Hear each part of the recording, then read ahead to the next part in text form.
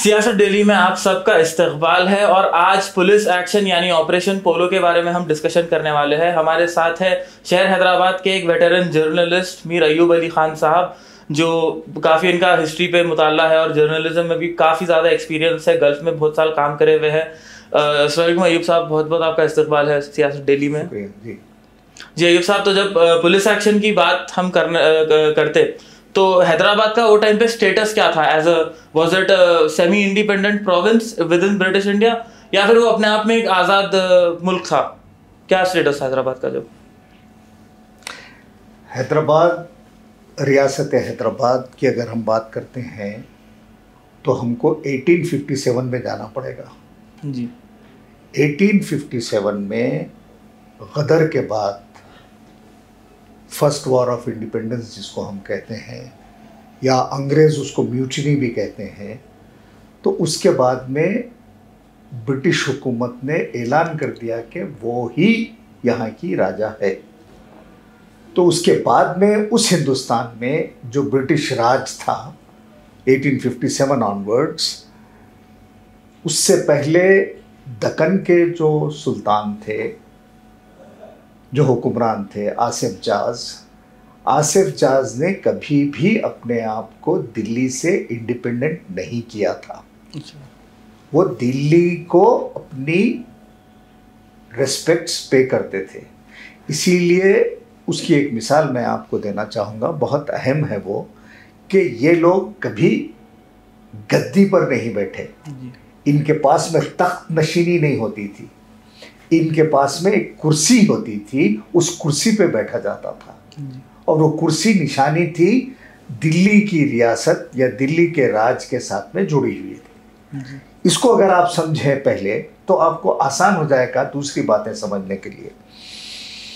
अभी भी वो जो कुर्सी है जिसका मैं जिक्र कर रहा हूँ, यहाँ पे सिल्वर जुबली म्यूजियम है निज़ाम्स की, आप वहाँ चले जाइए, उसकी आपको तस्वीर मिल जाएगी, वो अभी भी वो कुर्सी मौजूद है। इसका मतलब ये हुआ कि certain major elements were controlled by the British Raj. For instance military, for instance foreign affairs, for instance money matters, not exactly finance but money matters. तो जब हम इसकी बात करते हैं तो हमारे पास क्या बच जाता? कुछ और वजारतें बच जाती हैं जो अहम हैं। और अगर आप नीचे आए 1947 से पहले जो सातवें निज़ाम थे, जिनके ज़माने में हुकूमत चली गई कम्प्लीटली, मीर उस्मान अली खान के ज़माने में, तब आप गौर करेंगे कि he was not independent in appointing the prime ministers. हमारे जो भी प्राइम मिनिस्टर्स थे, उन प्राइम मिनिस्टर्स को अप्रूवल मिला करता था ब्रिटिश राज से। अच्छा, जैसा आपका आखिरी प्राइम मिनिस्टर कौन थे? लायक अली थे शायद, या उससे पहले कोई थे। तो ये लोग बाहर से, जैसा सर हैदरी थे, तो ये लोग का क्लियरेंस होता था पहले, उसके बाद में इनको लिया जाता था। हम उन पर शुबा नहीं कर रहे हैं जो हमारे प्राइम मिनिस्टर्स थे, वो लोग तो ब्रिटिश राज को रिप्रेजेंट किसी ना किसी तरीके से करते थे, मगर they were the main administrators of the state. जी, मतलब एक प्रॉपर फेडरल स्ट्रक्चर ही था वो टाइम पे, और एक सेमी ऑटोनॉमस टाइप का प्रिंसली स्टेट बोल सकते हो। सेमी तो नहीं बोलूँगा मैं, मगर some kind autonomy of it was there. There was some independence, but it was not exactly an independent. That's the reason why they were known as princely states. They were known as not known as kingdoms. They were not kingdoms. None of them of the 600, about 600 kingdoms were there, right? When we got independence. So of them, none of them was a kingdom. Incidentally, रियासत हैदराबाद और Hyderabad state was the biggest state in India. And रियासत Hyderabad was helping the British Raj in the First World War, in the Second World War. How were they? So there was a relationship. That relationship has to be understood first. To understand Hyderabad. Hyderabad के बारे में दो opinions है। एक opinion ये है कि एक आज़ाद रियासत थी और एक ओपिनियन ये है कि नहीं, ये आज़ाद रियासत नहीं थी। तो अगर हम उस ज़माने के कॉन्स्टिट्यूशन को देखें और इंटरनेशनल रिलेशनशिप्स को देखें तो हमको वाज़े हो जाता है, क्लियर हो जाता है कि this was not a completely independent state, it was a princely state. Sir लेकिन उसकी फॉरेन पॉलिसी शायद इंडिपेंडेंट थी, because Britishers were fighting against the Ottoman Empire in World War one, लेकिन हैदराबाद के Nizams were pretty close and even after the overthrow of Ottoman Empire, जब Turkish revolution आया था उसके बाद भी ये सुनने में आता कि निज़ाम सरकार पेंशन भिजाते थे जब सुल्तान अब्दुल मजीद की फैमिली फ्रांस में बर्तन धो रही थी तो उनको निज़ाम सरकार बर्तन धो रही थी वाज नॉट राइट। अच्छा, मतलब एक फ्रांस में be careful when we are using you know the terms for जी एक गुर्बत की जिंदगी वो थी शायद, मे बी वो I won't go into तो मीर that उस्मान details. अली पाशा उनको पेंशन भिजाते थे यहाँ से। He used to send some money. Yes, that's historical fact. Ji. He also used to send money directly to Makkah and Medina, where the Turks had been removed. Even after the Turks were removed from Makkah and Medina, he used to send the money. He was independent in sending money, but that does not mean he was independent in his complete financial matters. Okay. जी, ये indicators के तौर पे ले सकते हैं आप, मगर ये कोई वो नहीं है कि ये पॉलिसी थी। जी जी तो पुलिस एक्शन है क्या, अगर आप मुख्तसरन समराइज कर सके? पुलिस एक्शन को समझने के लिए आपको ज़रूरी होगा कि जो हालात मुल्क में उस वक्त में हो रहे थे, तो अब हम यहाँ जब मुल्क की बात करेंगे तो दिल्ली की बात करेंगे जी। यानी we are talking about two separate entities. One entity is Delhi, one entity is Hyderabad. Like Hyderabad, there might have been several other entities. ठीक है, तो इन दोनों में क्या फ़र्क था जी, और ये दोनों की क्या ऑब्जेक्टिव्स क्या थे? In Delhi, the leaders like Mahatma Gandhi, Maulana Azad, Pandit Nehru, Sardar Patel, they were fighting a war of independence. And when they said independence, they wanted the Britisher to go away from India, to leave the country, complete country. In their perspective, complete country means including the princely states. Yeah. They were not talking about Delhi or Bombay or Calcutta. No. Yeah. तो इस बात को अगर आप समझ जाए, step by step समझते चलें, तो हमारी समझ में आएगा कि ये जो इंडिपेंडेंस स्ट्रगल है उसमें हैदराबाद का क्या रोल था। क्या हैदराबाद चाहता था कि बरतानिया से मुकम्मल आज़ादी मिले? क्या हैदराबाद चाहता था कि बरतानिया के साथ में हमारे किसी किस्म के ताल्लुकात बरकरार रहे? हमारे से मुराद हैदराबाद स्टेट के। तो यहाँ ये बात समझ में आती है कि Nizam wanted some kind of a special status और special relationship with the Raj. The Raj did promise on several occasions, yes we will treat you differently. And against that backdrop, there was a talk going on between the Nizam. It is all documented. Yeah. Talk going on between the Nizam and the British authority in Delhi. Okay. तो वो talks को अगर हम again they have to be read. That is the reason why in 1947, when the entire India was declared independent, Hyderabad remained outside that realm. And said no. And then Hyderabad became part of India in 1948 September. Yeah. So what is this? Why was this 1 year granted to Nizam? Who gave that authority? Why India was not immediately taken in? Firstly, Nizam never had the army to fight. Yeah. Forget about Britishers, with any other state. तो जो कहते हैं कि दांत निकाल लिए जाते हैं, वो निज़ाम की हुकूमत के या आसिफ जाही हुकूमतों के दांत निकाल लिए गए थे और उनका कोई कंट्रोल अपनी फ़ौज पे नहीं था। और जो कुछ भी था वो नेम सेक था। तो उनके पास में कोई ऐसी आर्मी नहीं थी कि किसी से भिड़ सके, किसी से लड़ सके। वो टीपू सुल्तान के ज़माने में जो हुआ था, वो जो निज़ाम का किस्सा था, that ended there. उसके बाद में Nizam was never able to rise and fight.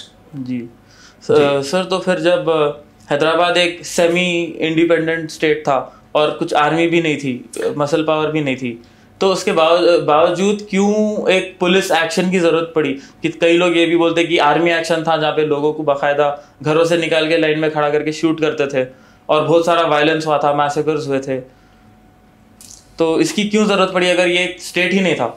अच्छा, मैं ये अर्ज करना चाहूँगा आपसे कि it's a very complicated kind of a thing. Firstly, police action, the name of police action was not given by the army. The army called it Operation Polo. Okay. The code name of the operation or the marching into Hyderabad was Operation Polo. It was not police action. Okay. To soften the impact worldwide and to give the image that we are not taking over Hyderabad. Hyderabad is part of us. Again, a name was created or declared, and that was police action. So it was never a police action. It was a military action. Yeah. General Chaudhary was in charge of that operation, and he came in. अब यहाँ पे सवाल ये पैदा होता कि जब military आ रही थी, तो मिलिट्री कब से आना शुरू हुई और इनके ताल्लुकात कब टूटे, जी क्यों टूटे? तो ये बहुत ही कॉम्प्लिकेटेड किस्म का सवाल है और इसके लिए बहुत बड़े डिस्कशन की ज़रूरत है. वो एक आध आपके साथ में गुफ्तगू में ये बात नए तय हो सकती, मगर मैं मेरी अंडरस्टैंडिंग जो है वो बताना चाहूँगा कि there was a group in Hyderabad that wanted merger with India. Okay. And there was the king or the Sultan or the ruler, Usman Ali Khan, who was under the influence of a group of people and forces not recognized by the government to declare Hyderabad as an independent and to hold on. Yeah. And there were also gossips and unconfirmed reports that Pakistan would help with its air force if Hyderabad stands up for its rights. तो ये तमाम confusion में ये बात तय हो गई कि जैसा ही मोहम्मद अली जिन्ना का इंतकाल हुआ पाकिस्तान में, उसके थोड़े अरसे के अंदर सरदार पटेल साहब ने डिसाइड किया, जो हमारे होम मिनिस्टर भी थे और हमारे डिप्टी प्राइम मिनिस्टर थे. ये लोग भूल जाते हैं कि was the deputy prime minister. तो उन्होंने डिसाइड किया कि this is the time to march in, no further negotiations. अब मार्च इन के लिए उसके लिए कई इल्ज़ामात लगाए गए. रज़ाकारों का इल्ज़ाम लगाया गया और बोला गया कि इनके जो पैरामिलिट्री फोर्सेस है वो बॉर्डर क्रॉस कर रहे हैं, वो हिंदुओं पे जुल्म कर रहे हैं, वो फला कर रहे हैं, फला कर रहे हैं. तो ये पूरा नैरेटिव तैयार किया गया. इस नैरेटिव के बैकग्राउंड में Indian army marched in into Hyderabad state. And in the wake of that margin सबसे ज़्यादा जो जुल्म हुआ, सबसे ज़्यादा जो मसैकर्स हुए, और ये पंडित सुंदरलाल कमेटी की एक रिपोर्ट है जो अब अवेलेबल है, किताबों में अवेलेबल है, दूसरी जगहों पे भी अवेलेबल है. उनका कहना है पंडित सुंदरलाल का कि 30,000 तक 40,000 लोग were killed, and these killings mainly took place in Marathwada area. You know, Hyderabad was divided into 3 main regions. एक था कर्नाटका हैदराबाद, एक था महाराष्ट्र हैदराबाद, एक था हैदराबाद तेलंगाना का. ये 3 मेजर एरियाज थे. तो कर्नाटका के जो थे वो 3 अजला थे, ठीक है, गुलबर्गा, बीदर एंड रायचूर. ये 3 डिस्ट्रिक्ट्स जो थे वो कर्नाटका में थे, आज भी कर्नाटका में है. ये कन्नडिगा स्पीकिंग डिस्ट्रिक्ट्स थे हमारे. और महाराष्ट्र में जो थे जिनको हम मराठवाड़ा बोलते, वो that started with Aurangabad, Beed, Nanded and 2 other districts. Now they are about 6 or 7 now. तो ये डिस्ट्रिक्ट जो थे मराठवाड़ा के थे. अब मराठवाड़ा, उसको और एक स्टडी की ज़रूरत है कि सबसे ज़्यादा जो वायलेंस हुआ वो मराठवाड़ा एरिया में हुआ. फिर उसके बाद में सेकंड लेवल ऑफ वायलेंस जो हुआ वो कर्नाटका में हुआ. और तेलंगाना में आपको सुनकर हैरत होगी, तारीख बताती है कि कम से कम वायलेंस जो हुआ, सबसे कम, वो तेलंगाना में हुआ। इसके वजूहात जानने की ज़रूरत है हमारे को। अब तक हमको कोई हिस्टोरियन ये नहीं बोलता कि वहाँ पर क्यों ज़्यादा मजालिम हुए। और ये जो 25-30 हज़ार का फिगर है और जो मुसलमानों के पास से जो फिगर आता है वो फिगर तो 1 लाख भी है, 2 लाख भी है, बहुत बड़ा फिगर है। बाज़ वक़्त तो समझ में नहीं आता कि इतने लोग अगर मरे तो कैसा मरे, ह्यूज नंबर्स। तो हमको ये जानने की ज़रूरत है, तारीख़ को रिविज़िट करने की ज़रूरत है कि ऐसा क्यों हुआ। क्या हमारे मराठा लोगों के साथ में ताल्लुकात ख़राब थे? क्या शिवाजी के ज़माने से कुछ और गड़बड़ियाँ थे हमारे साथ में? कुतुबशाही दौर से कुछ प्रॉब्लम्स थे? और निज़ाम का जो मराठवाड़ा एरिया था वो क्यों ज़्यादा मुतासिर हुआ? फिर उसके बाद में कर्नाटका। और फिर आपको ये जानने की ज़रूरत है, और ये बात मैं अक्सर उस ज़माने में बोलता रहा जिस ज़माने में तेलंगाना का मूवमेंट चल रहा था, सेपरेट तेलंगाना का, और हिंदुओं पे ये इल्ज़ाम था कि तमाम हिंदू जो हैं तेलंगाना के फ़िरक़ा परस्त हैं, कट्टर हैं, एंटी मुस्लिम हैं। तो मैं ये बात बोला करता था कि तेलंगाना के फिगर्स ले लीजिए आप, उस ज़माने के 1948 सितंबर के, तो आपको सबसे कम फिगर्स मिलेंगे। ऐसा नहीं कि वायलेंस नहीं हुआ। और Hyderabad was the most peaceful city at that time. Why there was no violence in Hyderabad? If the government of India had taken over and military was here in Secunderabad, military was here in Hyderabad, why there were no massacres? Why Nizam was given protection? ये सवाल के जवाब क्यों नहीं देते? मैं चाहता हूँ कि बीजेपी इन सवालों के जवाब दे। वो पार्टी जो पूरी फिजा को मुकद्दर करना चाहती है, ख़राब करना चाहती है, और इसको हिंदू मुस्लिम नैरेटिव के तौर पे पेश करके ये साबित करना चाहती है कि इंडियन गवर्नमेंट विन करी और ये लोग वो हुए। आपको ये जानकर हैरत होगी कि तारीख बताती है कि उसी ज़माने में कम्युनिस्ट मूवमेंट था हमारे पास में जी, और वो भी वायलेंट मूवमेंट था। General Chaudhuri, when he was the martial law administrator for this region, he comes to the Nizam. This is history. I am not talking anything which is not history. He comes to the Nizam and says, "Sir, your problem has been cleaned up. Now you are in charge of your country." How could Nizam be in charge of his country when he has been overthrown? And why Nizam was selected to be the Raj Pramukh immediately? What is Raj Pramukh? Raj Pramukh was the governor. Yeah. Why? क्या मजबूरी थी हिंदुस्तान की, या हिंदुओं की क्या मजबूरी थी? वो हिंदू जो समझते थे कि निज़ाम एक जालिम शख्स है। आप बताइए, ये तारीख का जवाब है, ये सवाल, इन सवालों के जवाब मिलने चाहिए। निज़ाम को क्यों गवर्नर की हैसियत से रखा गया, राज प्रमुख की हैसियत से रखा गया between 1948 and 1956, when he himself resigned and said, "I don't want to continue as Raj Pramukh in the new state of Andhra Pradesh." 1956 में जब रीऑर्गेनाइजेशन ऑफ स्टेट्स हुआ हिंदुस्तान में, तो आंध्र प्रदेश बनाया गया। उस आंध्र प्रदेश के क्यों नहीं गवर्नर रहे, वो राज प्रमुख रहे? उन्होंने कहा कि नहीं, ये मेरा स्टेट नहीं है, ये मैं जिस स्टेट का था वो स्टेट अब रहा ही नहीं, उसमें मराठवाड़ा चले गया, फला चले गया, ये सब हो गया। तो अब मैं हैदराबाद स्टेट का राज प्रमुख था, और अब मैं I don't want to continue as the Raj Pramukh. तो ये बात हमको समझने की ज़रूरत है। दूसरी अहम बात, जो निज़ाम के बरतानिया के साथ ताल्लुक़ थे, उनको समझने के लिए आपको चाइना वॉर में, 1962 की चाइना वॉर में, जब निज़ाम उस वक्त तक भी हमारे गवर्नर थे, राज प्रमुख थे, उन्होंने how many tons of gold did he give to government of India and why? What was his मजबूरी? So do not project Nizam as a person who is enemy of the state. That's what is being done, and this is very dangerous. Look at the poem written by Nizam in one of the Dawood Ashraf's book, what he wrote on the Azadi of India. He wrote a poem. Yeah. He accepted the reality that now India is an independent country in which his state is part. जी. He is not the ruler, but part of the Indian Union. Yeah. This has to be clarified.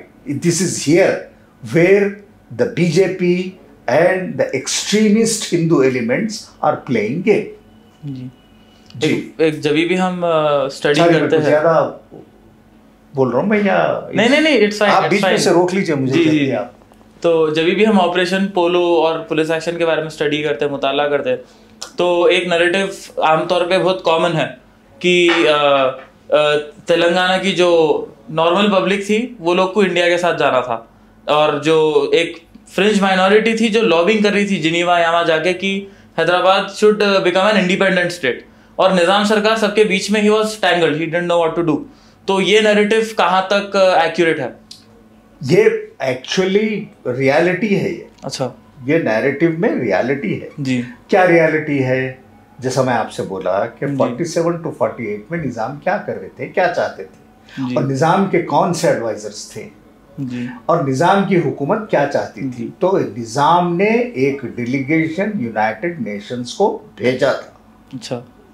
बाज़ाब्ता state of Hyderabad had sent a delegation to the United Nations to discuss the problem of Hyderabad. जी.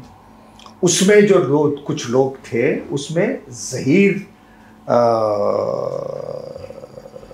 साहब भी थे जो बाद में ambassador बने Saudi Arabia के, और मोइन नवाज जंग थे, आई थिंक नाम थोड़ा सा क्रॉस चेक कर लीजिए, और उसमें हमीदुल्ला थे, एक लीगल एक्सपर्ट थे, ये सब थे. जी. उसमें से बहुत सारे लोग वापस. अच्छा, जब तक ये डेलीगेशन वहाँ पहुँचा, by that time Indian army had already taken over state of Hyderabad. जी. So there was another telegram sent to them that now abort the mission and there is no need for you to do this. But somehow the matter went up to the United Nations and Hyderabad state was represented कि हम पे attack हुआ है वगैरह वगैरह, हमको बचाइए. जी. ये नैरेटिव बिल्कुल सही है, इसमें कोई गड़बड़ नहीं है. कानूनी तौर पे the matter of Hyderabad remained on the records of United Nations until very recently, until may be 20 years ago. जी. तो जब ये पूरा कंफ्यूजन चल रहा था, इतना सारा केओस था, तो वहाँ पे जो कम्युनिस्ट मूवमेंट था, जो आप बोले कि वायलेंट भी था, तो उसका क्या रोल था ये सब में? वो मूवमेंट निज़ाम के खिलाफ में एक तरीके से था जी. और वो निज़ाम के खिलाफ में भी नहीं भी था. ऐसा है कि वो एक जागीरदाराना निज़ाम जिसमें गरीबों का कोई रोल नहीं था, गरीब किसानों का कोई रोल नहीं था, और वो बंधी मजदूर जिसको बोलते हैं, बॉन्डेड लेबर की हैसियत से काम करते थे. उनकी ज़मीनों पे हक नहीं था, और बरसा बरस जनरेशंस वो लोग काम करते रहे और उनकी ज़मीनें नहीं थी. तो उनके लिए वो था एक मूवमेंट, और मैं समझता हूँ कि एक अवेकनिंग आ रही थी, और वो वर्ल्ड वाइड अवेकनिंग थी, जिसके बारे में वो हमारे पास में वो नक्सल तहरीक बंगाल से शुरू हुई, वो हैदराबाद में भी आई, वो तो बाद में आई, मगर ये मूवमेंट उस ज़माने में मौजूद था, इससे कोई इनकार नहीं है. और उसमें हमारे हैदराबाद के दो बड़े लोगों के नाम आपको सुनने में आते हैं. राज बहादुर गौड़ जो एक कायस्थ थे और हैदराबाद के थे, उन्होंने एक बड़ा रोल प्ले किया. मखदूम मोइनुद्दीन जो एक बहुत बड़े शायर थे, उन्होंने इसमें एक रोल प्ले किया, और पुलिस उनको गिरफ्तार करना चाहती थी, निज़ाम की पुलिस. इट्स अ फैक्ट जी. तो हम मुश्किल ये है कि दो चीज़ों को कंफ्यूज कर रहे हैं यहाँ पे. एक डेमोक्रेसी के लिए जो तहरीक है वो हिंदू मुस्लिम में बांट दे रहे हैं हम, और ये जो कम्युनिस्ट मूवमेंट है उसको इसमें मिला दे रहे हैं. तो ये और वो मिलके एक नहायत ही जहरीली किस्म की चीज़ बनी हुई है जी. जो हमको ना हम उसको डीलिंग कर सक रहे, ना उसकी प्रॉपरली क्या बोलना चाहिए वो कर क्लियरली डिवाइड कर सक रहे हैं जी. तो बहुत सारे आप चीज़ें बोले, जैसे बहुत सारे सवालात भी जहन में पैदा होते हैं. एक आखिरी सवाल के साथ ख़त्म करना था, वो ये है कि आज 2022 में जब हैदराबाद का जो मुस्लिम नौजवान है पुराने शहर का, उसको एक आइडेंटिटी क्राइसिस की एक सिचुएशन मालूम होती जब देखे तो, कि भाई मैं तेलंगाना का हूँ या आंध्रा का हूँ या हैदराबाद की अलग आइडेंटिटी है, मेरी ज़बान क्या है, क्योंकि आंध्र प्रदेश में रहे तब तक तेलुगु नहीं सीखे, तेलंगाना में भी आके कई लोग आज तक तेलुगु नहीं सीखे। तो ये क्या है आइडेंटिटी क्राइसिस और इसको सॉल्व कैसा कर सकते हैं अपन आगे चल रहे, और इसका पुलिस एक्शन से क्या रिलेशन है? हाँ, सबसे पहले तो मैं ये क्लैरिफाई करना चाहूँगा कि जो प्रोमाइसिस पे आप बात कर रहे हैं वो प्रोमाइसिस गलत है। Okay. No Muslim is in a crisis मेरे हिसाब से, कि मैं कौन हूँ, मैं कहाँ हूँ, मैं आंध्रा का हूँ, मैं तेलंगाना का हूँ। ये तो हिंदुओं के साथ में भी है। जो लोग वहाँ से वापस आए, वापस नहीं जा सके आंध्रा को और यहीं हैदराबाद में रह गए, ये सवाल तो वो लोग भी आपस में पूछते होंगे। और हैदराबाद का मुसलमान तेलंगाना के बनने से ज़्यादा अफेक्ट नहीं हुआ उसको। किस तरीके से हुआ उसको अफेक्ट? तेलंगाना के बनने से अगर आप सच पूछें तो सिर्फ एक ही मेजर मैं आपको बताता हूँ, ऊपर का छोड़ दीजिए। जो सलूक उम्मन सियासी पार्टियां करती हैं वही सलूक रहा इन लोगों के साथ में। दूसरे ये कि जब टीआरएस हुकूमत बनी तो मुस्लिम माइनॉरिटीज के लिए 200 से ज़्यादा स्कूल्स बनाए गए, रेसिडेंशियल स्कूल्स। इसको किस खाने में बांटेंगे आप? ये एंटी मुस्लिम है। ये हम एक नैरेटिव क्रिएट करना चाह रहे हैं, हम बोलना चाह रहे हैं कि ये हुकूमत भी एंटी मुस्लिम है, पिछली हुकूमत भी एंटी मुस्लिम है। मुसलमानों के राइट्स को नहीं देखा गया सही तौर पे। उन लोगों का रिप्रेजेंटेशन जो गवर्नमेंट सर्विसेज पे है वो बराबर नहीं है। उन लोगों का एजुकेशनल लेवल जो है वो बहुत बुरा है। आप इन चीज़ों के बारे में तो बोल सकते हैं और बोलना चाहिए, ये ऐसे मसाइल हैं। मगर उसको हिंदू वर्सेस मुस्लिम, मुस्लिम वर्सेस हिंदू, मैं नहीं समझता कि ये सही है। ये जहर आलूद माहौल को और तक़वियत देने वाली बात है और उसको मजबूत करने वाली बात है। हमारे पास में तेलंगाना में खुदा का एहसान है और अवाम की एक दूसरे में पहचान है, लिहाज है, जिसकी वजह से इस किस्म का एंटी मुस्लिम माहौल पैदा नहीं हुआ, एंटी माइनॉरिटी। हालांकि BJP and it's other alliance parties are trying to create the divide and bring out the Nizam's rule as their main plank, which is not true, which is gone, finished. हुकूमतें तो बदलती हैं, कुतुब शाहियों की हुकूमत बदली, उससे पहले बहमनीस की हुकूमत बदली। तो क्या हुकूमतों का बदलना कोई अभी हुआ है? तो अब अगर हुकूमत बदली है तो मुसलमान उसी हुकूमत के साथ है। क्या बहमनीस की हुकूमत बदली थी तो मुसलमान कहीं चला गया था? या कुतुब शाहियों की हुकूमत बदल के निज़ाम की हुकूमत आई तो मुसलमान कहीं चला गया था? मुसलमान क्यों जाएगा? मुसलमान जो जनता है वो जनता तो अवाम है, अवाम तो रहेगी। और अवाम को क्या चाहिए? इंसाफ चाहिए, equal distribution of resources of the state चाहिए। हमको भी रिकॉग्नाइज कीजिए। आप इन मसाइल पे बात करने की बजाय हिंदू मुस्लिम डिवाइड की अगर बात करेंगे और उसको प्रमोट करेंगे, और जो हमारे जो नेशनल पॉलिटिकल पार्टी है, बीजेपी है, वो जो कर रही है वो बहुत डेंजरस है। अगर वो आग पकड़ लेती है उस किस्म की नैरेटिव, तो I don't know what will happen to Telangana. I am very worried about the future if the BJP narrative wins the day. We should oppose it because that is not the right narrative. That is a poisonous narrative to create divide among Hindus and Muslims, which has not been there in 1948, 1947, and which is not there today. Okay, thank you very much for joining us at the Siyasat Daily. तो ये थे अय्यूब अली खान साहब हमारे साथ, जो police action के बारे में बहुत सारे हमारे साथ टॉपिक्स क्लियर करे। अगर आपको ये इंटरव्यू इन्फॉर्मेटिव दिखा तो please like, share and subscribe to the Siasat daily. This is Hazari signing of.